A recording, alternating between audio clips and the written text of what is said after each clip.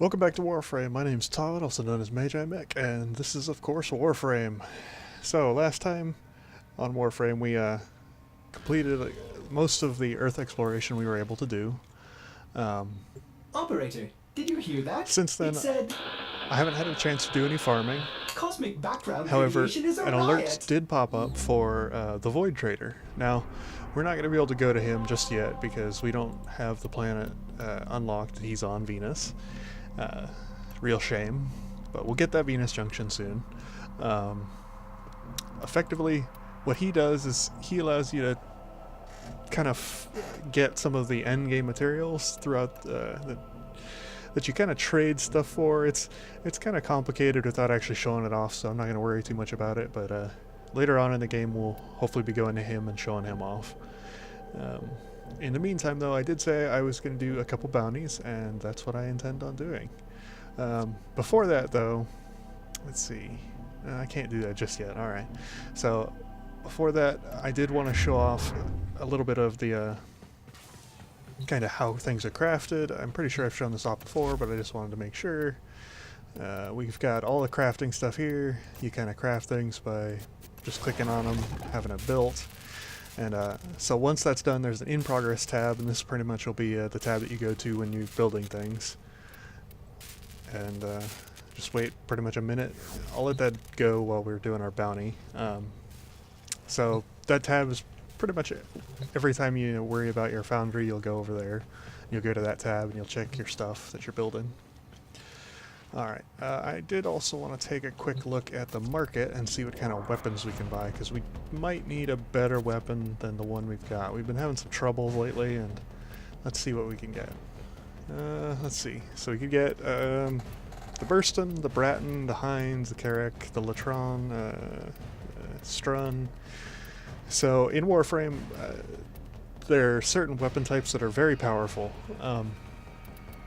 Shotguns are one of them, sniper rifles are another, some burst weapons depending on what type of stats it has. The Latron's a pretty good weapon has items for you, operator. overall. Probably out of all these weapons, we don't really have any good ones there. Let's see about secondary. Not really anything amazing there either. Got a machine pistol and the Mark 1 for us, the Lado, which is just a basic pistol, the Kraken, which is kind of just a basic pistol as well, and the Bronco, which is a hand shotgun, which might sound pretty good, but it's not very good actually. Let's check our melee weapons. Got lots of different melee weapons we could go for right off the bat. I would probably suggest going for the dual commas if you're able to. You can get 2 commas and then craft a dual commas. Or maybe even the dual ether swords. Those are a pretty good weapon. Let's see, what else? Not really anything else that it's super great. So we really can't build too many good weapons at the moment. Let's see. Weapons. When will we be able to build a good weapon? The Baza is a pretty good weapon, but I think we might need a dojo for that. The Bolter is a really good weapon. We'll probably get that as soon as we get Mastery 2. Alright, so we'll work towards getting the Mastery 2, and then trying to get the Bolter. For weapons, anyway. In the meantime, though, let's head over to Cetus.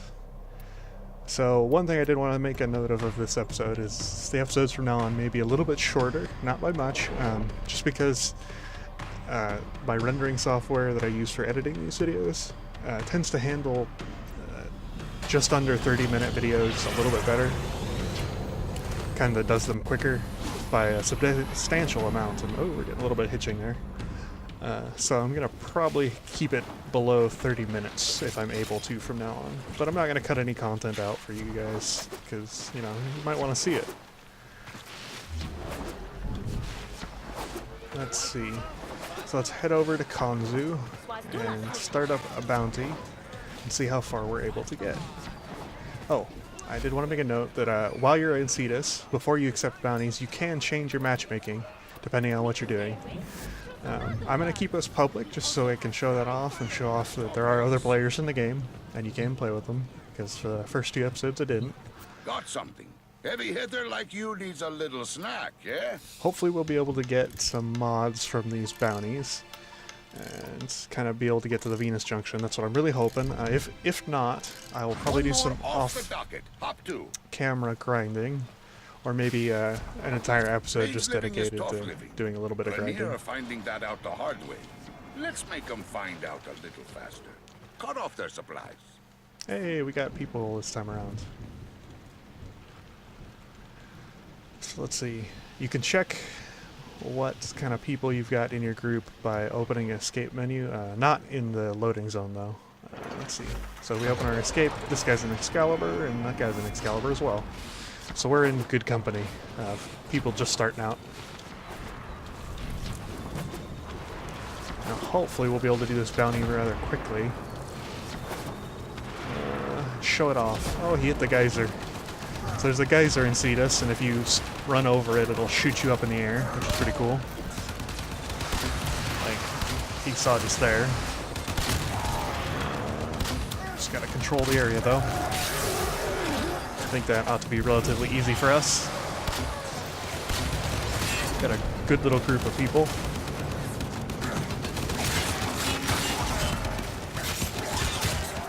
And a good sword always helps.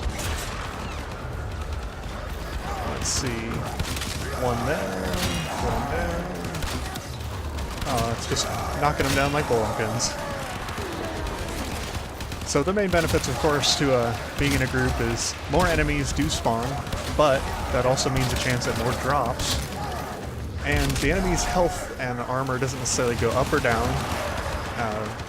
Not by much anyway, depending on the amount of people in the group. So I haven't heard anybody talk about like scaling for that, but it's extremely useful in missions like survival, because the more enemies you have, the more likely you are to get drops for life support and things like that. Overall, just having more people in your group is great, especially if the people, you know, have been playing longer than you. It can really carry you through some difficult content.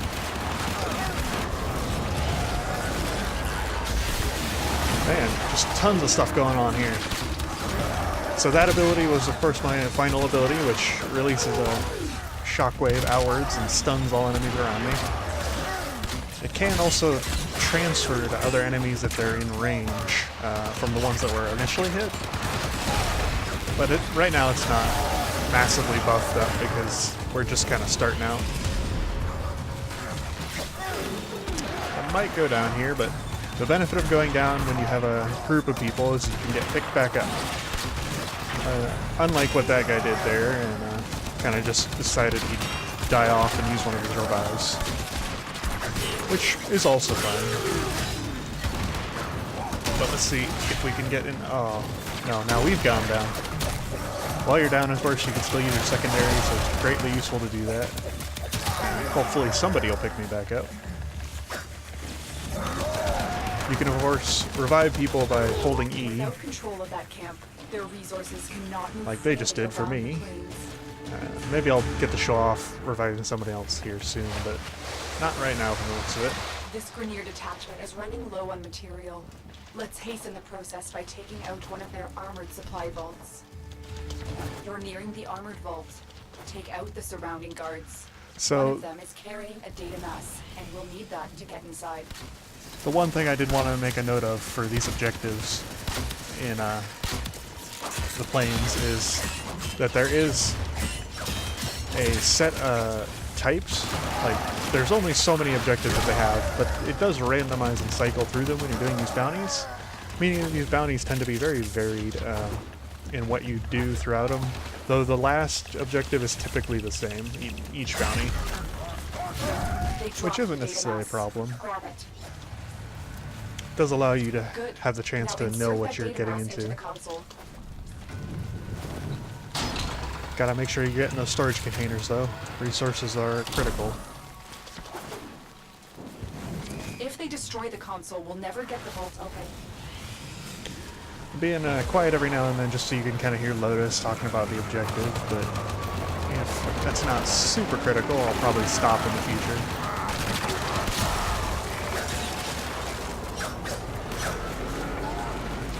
So, when starting out, it should be noted that you can destroy these ships but you need a weapon that's much more powerful than anything we've got currently. It should also be noted that these bounties tend to be quite rapid in the acquisition of the items that you get from them, so it's a very good thing to farm early on, so you can get some good mods, some good drops from it. Maybe even get parts for Gara, which is greatly helpful if you wanted to get a new Warframe right off the bat. Though Gara isn't necessarily the best Warframe to get right off the bat. She does require a good amount of skill and some knowledge about how she functions. The best Warframe to get right off the bat is one we'll encounter on Venus, and who I'll endeavor to get, because he can kind of take you through most of the content in the game. I feel I've mentioned him before, but it's good to keep mentioning him because he will be what I go for as my first crafted Warframe.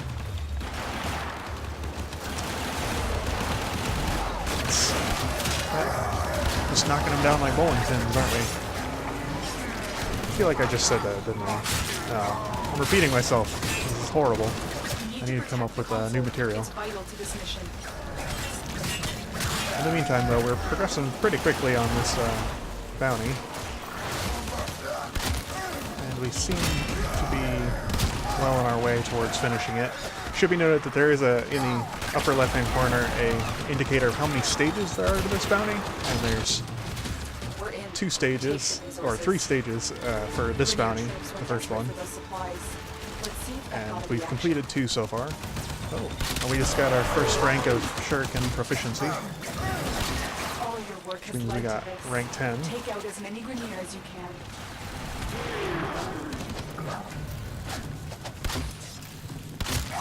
Which is good. We'll be able to steadily progress through this. And hopefully, I'm still waiting for getting some new mods, and oh, we did get a bunch of new mods. Good, good. So you can check that progress Strike fast and take out as many as you can. screen by setting up the keybinds in the menu, and it's super useful to keybind that, I think anyway, just to have a way to check what you've got throughout the mission. Keep going. They won't be able to sustain these casualties for much longer. It's also entertaining to see More Grineer how many amassing kills you nearby. got Get over and there how much and take damage you're them out. doing. Thankfully, there is what appears to be a Frost Prime that joined our group, and he's mopping these guys up. I think he's pretty high level for Almost this. feel sorry for them. Then I remember Oh, what's been the done to chassis. us, and I'm That's pretty rare that we got the chassis right away, but that's good. Now that the bounty's finished, it's kind of the duty to just head back to Cetus. Not super difficult to do. The big thing in Warframe is, of course, kind of speed and efficiency. So once you're done, just kind of start heading where you're supposed to go. It's much easier to complete the stuff, move on to the next mission, and then get more rewards rather than trying to kill everybody that's standing around.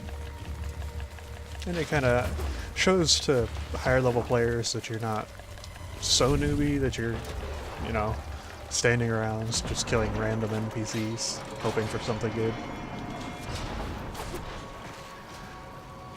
Hopefully with what we just got, and as we rank up our Warframe and weapons, we'll be able to eventually get enough mods onto a item so we can get that junction done. I'm definitely hoping to get that done in the next video. Oh, this Frost has, I think, some really good primed gear. Let's take a look. He's got the Soma Prime, the AK Lado, and the Sindo Prime, and he's got a basic Taxion Sentinel. So Sentinels are something that we haven't encountered just yet, but we'll encounter hopefully after the next relay. Or junction, that is. And we'll be able to get our first one. Taxion's a great one for survivability, and we'll show that off soon enough. We haven't encountered any primed items yet, aside from this gentleman with the primed armor here. And he got those by doing a endgame, or like sort of endgame event called, what are they called? Void Rifts, I think it is. We'll be able to do those later, but for the moment we can't really access them because we haven't really unlocked enough junctions to be able to do so. So if you see people walking around with prime stuff, don't worry about it just yet. We're still far early in the game for that sort of thing. So now that the mission's completed, we can go in here and we can either choose to continue with these guys or leave the squad, which is what I'm going to do. Should be noted that most people kind of leave right away, so it's not really, you know, a big issue. Or you can keep doing the same sort of bounties to try and get more mods and resources with the same group. Aside from that, we do have one more bounty to do, You and pay hopefully me in we'll get a red. group I for pay that. You in silver. But we did just get some standing, so I can kind of show that off. And we can also go pick up our fishing spear and mining laser. So I'm going to do that before we probably end it off, actually. Let me think. We might be able to finish the next bounty in time to make it under the time limit, but I don't think we will. So let's grab our stuff, if I can find those bloody vendors somewhere. Ah, there we go. Here's Fisher Hylock. Let's get you fitted out and So, ready for the big blue. The big things that I would always pick up right away would be your fishing spear, which will allow you to catch fish in the plains. And I can show that off, actually. To see you again. And I can also show off mining with the mining laser that you can So get. you want to get rich, huh? So I will go solo for doing plains, just like messing around trying to get resources. Just because, you know, having a group with that, typically they're doing things like, you know, bounties and whatnot in the plains, so it's kind of best to just go solo for those. At least from what I've found. You can choose to do whatever you like, but I'm just going to go solo for that. I can take my time, show off a little bit of fishing and mining, show how it kind of works. Let's see. So while in Cetus, you can access everything that you could kind of on your ship. So you can go to your equipment, your arsenal, your inventory. Not absolutely everything. You can't access your foundry or anything that is specifically tied to your ship, but it's good to be able to access your arsenal. So you can kind of change around your gear, which will add in our fishing spear and our mining laser, so we can show those off. And they work pretty much like what you'd expect with gear. They did just recently update how they look, but we'll go into the plains and show it off. So fishing and mining in the Plains of Eidolon is great for, of course, Cetus objectives. It allows you to get resources that you wouldn't be able to get otherwise, which we'll see here in a minute. And those can get you some very cool stuff later in the game. So it's kind of worth it if you're just bored and you want to walk around and not really do an objective or any missions, to kind of do a little bit of fishing and mining. There are some things that you'll definitely want to fish and mine for much, much later in the game. That you really will have to take the time, and it is a little bit tedious if you're not used to it. But first of all, let's equip our mining laser. So when you've got your mining laser out, you've got this kind of basic reticle, and you can aim down the sights, so you can shoot your little laser. And your little laser will allow you to mine minerals. But it should also be noted that it will beep when you're near a mining node, like this one is now. So there's a resource here, but it's not going off for that. It is going off because it's detected some mining resource somewhere. And it'll be in quicker pace the closer you get to it. So this is what a mining resource looks like in the Plains of Eidolon. You can see it right there. And when you mouse aim down sights at it, it will show a white line, which you kind of cycle with your little thing. And the closer you are to getting that line, the better quality that you will get out of your mined resources. And that's pretty much how you do mining in the plains. What you get, though, is entirely random, so just kind of do your mining. Red resources, like the one we just saw there, will be minerals, though, and there will be gemstones as well, if we can find one, which will be blue. Not super complicated, though. As I said previously, what you get is entirely random, so you could spend a lot of time out here looking around and not really finding what you're trying to get.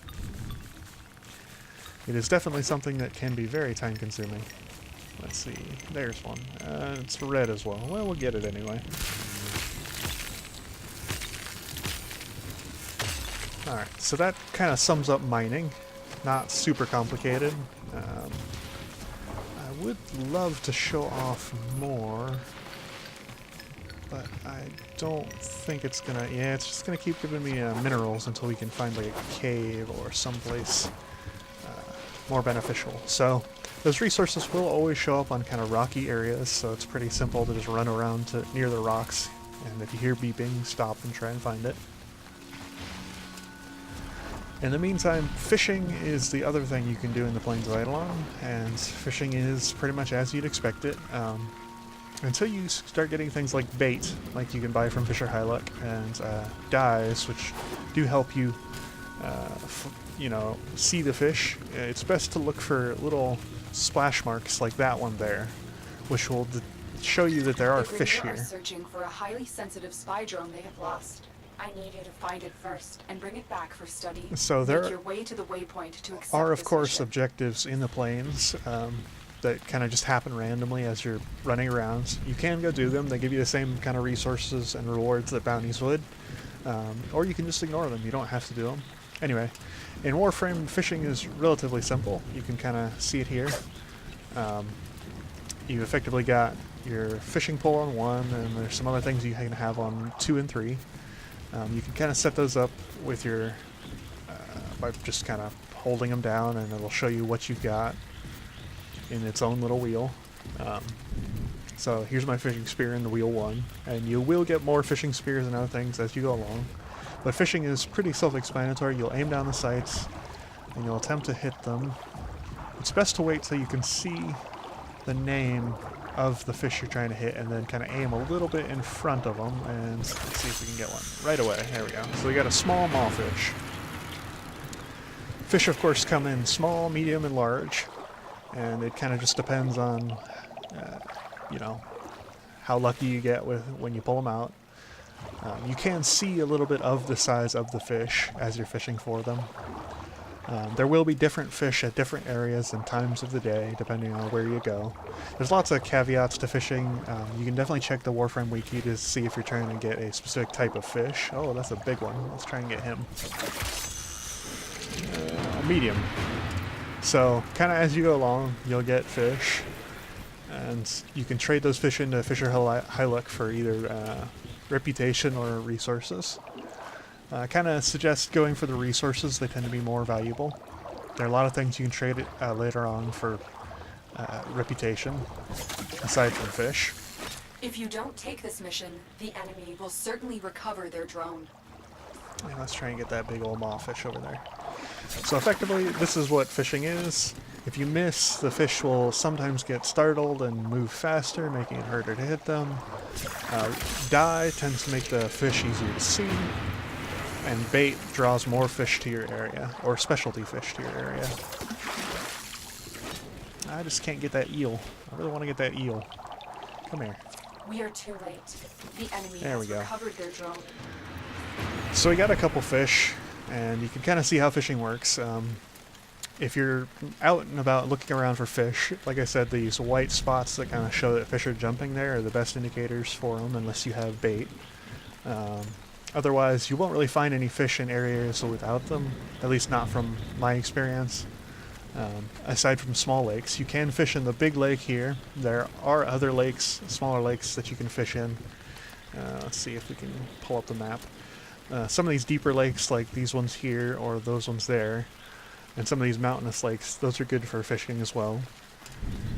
But if you kind of go up to an area and you don't see any fish right away, there probably won't be any fish. Waiting around really doesn't help. Your fishing spear is kind of a silly weapon though, because you can use it like a standard weapon, but it doesn't really do that much damage, and it's also very inconsistent about how it hits. So it'll be kind of ineffective to use it, but there are some pretty funny things you can do with your fishing spear. I don't believe the Nostrum cutter or the mining laser actually does any damage though. So if you want to exit this, you just kind of go back into your gear wheel, you select your fishing spear again, and you'll go back, or you can just press your weapon switch key, whatever that is. So that's effectively fishing and mining in the Plains of Eidolon. not too complicated. Next time around we'll show off the other bounty, and hopefully not die too much, even though it's a level 30 bounty, because we'll probably get some people doing it with us. Hopefully, anyway.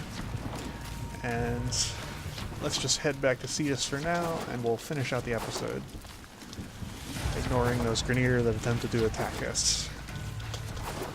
Alright, so now that we've gotten back, you can see what you got when you were fishing and mining at the end progress screen, just same with any other resource.